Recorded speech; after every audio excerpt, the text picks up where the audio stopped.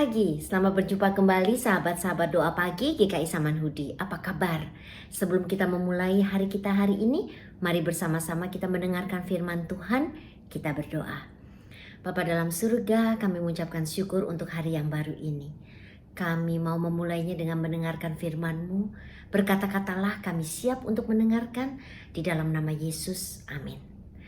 Pembacaan kita diambil dari Mazmur 40 ayat 2-12, saya bacakan. Aku sangat menanti-nantikan Tuhan, lalu Ia menjenguk kepadaku dan mendengar teriakku minta tolong. Ia mengangkat aku dari lubang kebinasaan, dari lumpur rawa. Ia menempatkan kakiku di atas bukit batu, menetapkan langkahku. Ia memberikan nyanyian baru dalam mulutku untuk memuji Allah kita. Banyak orang akan melihatnya dan menjadi takut, lalu percaya kepada Tuhan. Berbahagialah orang yang menaruh kepercayaannya pada Tuhan, yang tidak berpaling kepada orang-orang yang angkuh atau kepada orang-orang yang telah menyimpang kepada kebohongan. Banyaklah yang telah kau lakukan ya Tuhan Allahku, perbuatanmu yang ajaib dan maksudmu untuk kami. Tidak ada yang dapat disejajarkan dengan Engkau. Aku mau memberitakan dan mengatakannya, tetapi terlalu besar jumlahnya untuk dihitung. Engkau tidak berkenan kepada korban sembelihan dan korban sajian, tetapi Engkau telah membuka telingaku. Korban bakaran dan korban penghapus dosa tidak Engkau tuntut. Lalu aku berkata, sungguh aku datang. Dalam gulungan kitab ada tertulis tentang aku. Aku suka melakukan kehendak-Mu ya Allahku. Taurat-Mu ada dalam dadaku. Aku mengabarkan keadilan dalam jemaah yang besar, bahkan tidak kutahan bibirku. Engkau juga yang tahu ya Tuhan, keadilan tidaklah Kau sembunyikan dalam hatiku. Kesetiaan-Mu dan keselamatan daripadamu kubicarakan, kasih-Mu dan kebenaran-Mu tidak kudiamkan kepada jemaah yang besar. Engkau Tuhan, janganlah menahan rahmat-Mu daripadaku. Kasih-Mu dan kebenaran-Mu kiranya menjaga aku selalu. Doa pagi 8 Januari 2022 setahun yang lalu, saya beri judul Resolusi 2022. Tidak terasa 1 tahun telah berlalu dan hari ini 1 tahun kemudian judulnya mirip. Resolusi 2023. Nah, bicara tentang resolusi seperti tahun lalu. Apakah saudara punya resolusi tertentu? Dan kalau ada, boleh direnungkan, apakah tercapai, terpenuhi, atau jangan-jangan lupa? Nah, jika lupa atau gagal, maka jangan kecil hati. Karena memang survei membuktikan 80% dari resolusi tahun baru itu gagal terlaksana. Dan sebagian besar gagalnya itu di bulan Februari. Hanya 1 bulan sesudah resolusi itu terbentuk. Jadi resolusi pada umumnya hanya berumur 1 tahun. Namun saudara, walau resolusi banyak yang gagal, bukan berarti kita mengambil sikap tahun ini ya udah terserah deh, nggak punya planning, apa saja yang mau terjadi terjadilah, kisera-sera. Toh repot-repot dibentuk akan gagal juga. Ya, mari kita tetap mengambil sikap untuk membuat resolusi dan tekad yang baru. Karena seperti diutarakan dalam artikel sebuah media lokal, tahun baru menandai awal dari fase kehidupan yang baru. Tahun baru mendorong Anda untuk memperbaiki diri dan mengubah kebiasaan masa lalu Anda. Hal ini membuat banyak individu merasa perlu untuk membuat awal yang baru dan melupakan tahun lalu. Itu memaksa Anda untuk menjadi versi terbaik dari diri Anda sendiri. Bagus sekali tujuan sebuah resolusi. Jadi bagaimana jika hari ini kita bersama membuat resolusi yang dengan pertolongan Tuhan, dengan doa, mestinya anti gagal. Dalam arti jika resolusi ini dijalankan, maka buah-buahnya pasti saudara akan terima. Karena itu adalah janji yang tercatat di Mazmur 40. Mazmur 40 ini kaya akan pesan. Namun karena keterbatasan waktu, maka kita berfokus hanya pada satu hal, yaitu di ayat kedua. Raja Daud berkata, "Aku sangat menanti-nantikan Tuhan. Lalu ia menjenguk kepadaku dan mendengar teriakku minta tolong." Sampai pada pasal 40, Raja Daud rupanya sudah terbiasa menunggu jawaban Tuhan. Terbukti dalam pasal-pasal sebelumnya. Untuk pergumulannya ini, contohnya Raja Daud sudah menunggu dari pasal 37. Sudah diutarakan keinginannya, sudah diutarakan doanya. Dan pada saat menunggu jawaban atas doa-doanya, dia pun mengalami penderitaan. Di pasal 38 Raja Daud sakit. Di pasal 39 dikatakan, "Penderitaanku makin berat, betapa fananya aku. Lepaskanlah Tuhan aku dari segala pelanggaranku.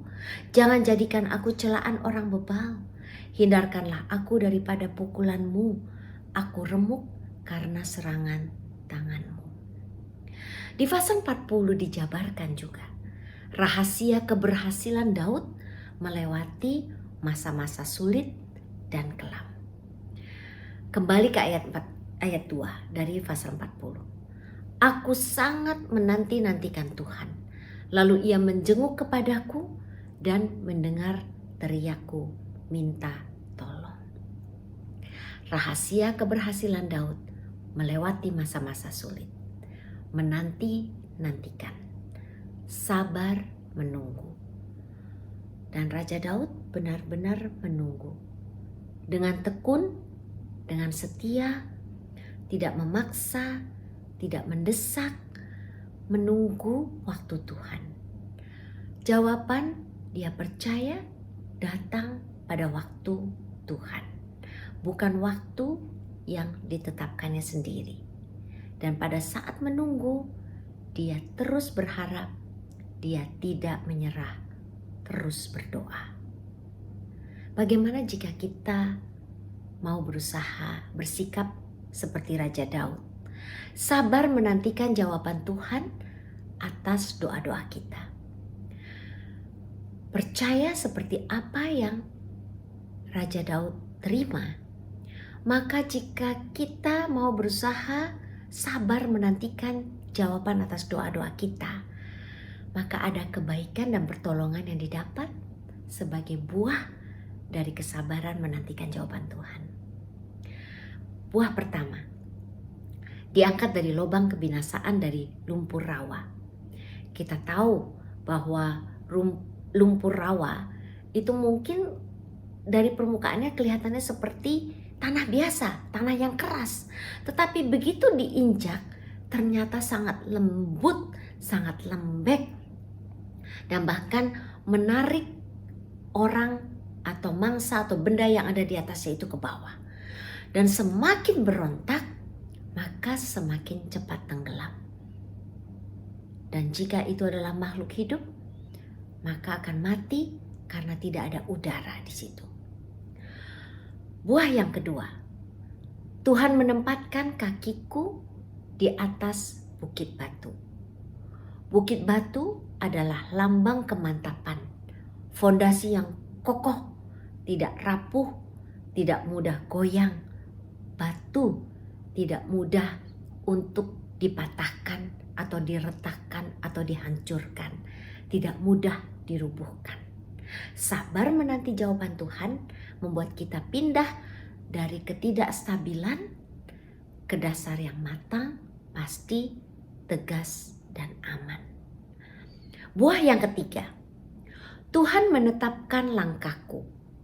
Menetapkan langkah berarti mantap untuk mengarah berjalan kepada arah yang benar, tidak salah jalan. Dan buah yang keempat, ia memberikan nyanyian baru dalam mulutku untuk memuji Allah kita.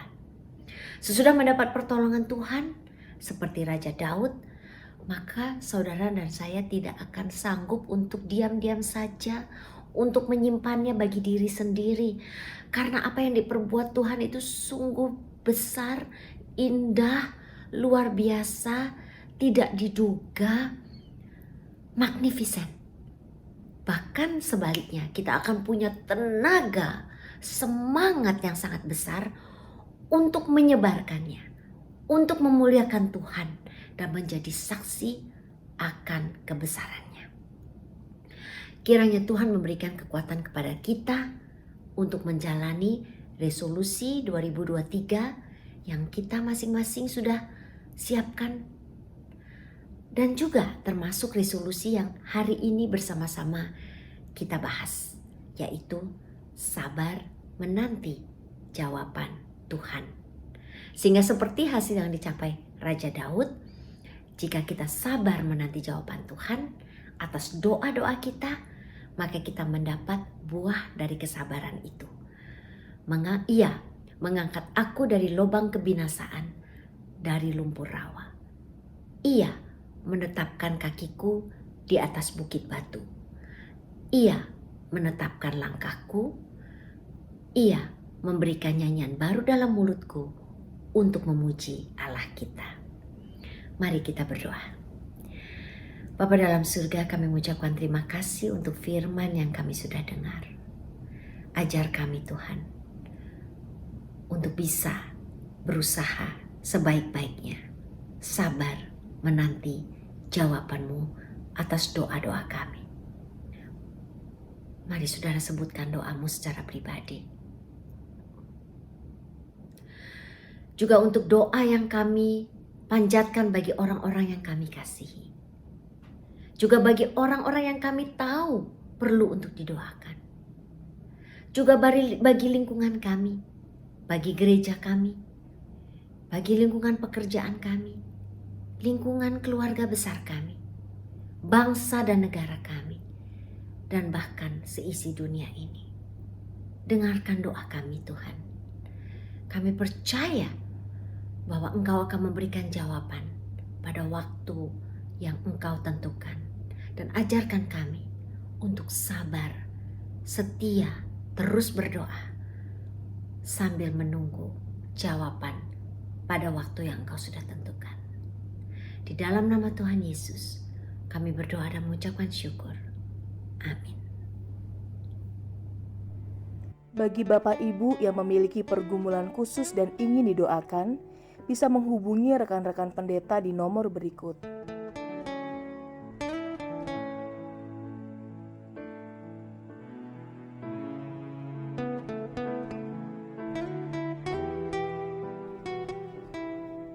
Tuhan Yesus memberkati.